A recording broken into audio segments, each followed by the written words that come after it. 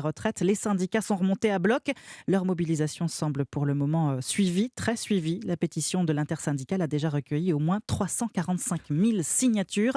Face à la fronde, la majorité n'a qu'une seule option, convaincre les Français que son projet de loi est juste et indispensable. Oui, pour faire passer le message, les députés Renaissance n'ont pas hésité à mouiller le maillot ce week-end. Exemple, dans le Rhône, le correspondant d'Europe 1, Laurent Imbert, a suivi une opération tractage sur un marché de la banlieue de Lyon. Reportage.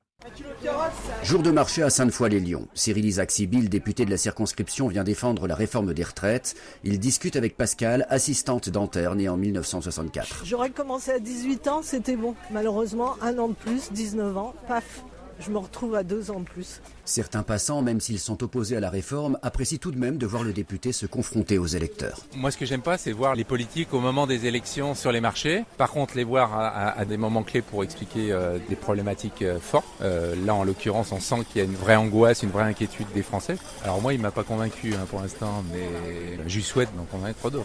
Le député Cyril Isaac-Sibyl fait le point après son passage sur le marché. Je verrai Olivier Dussopt, Elisabeth Borne, donc on fait passer des messages. On va voir lors de l'examen ce qui peut se faire. Ce que je retiens, c'est qu'ils sont mécontents, mais ils ne nous engueulent pas.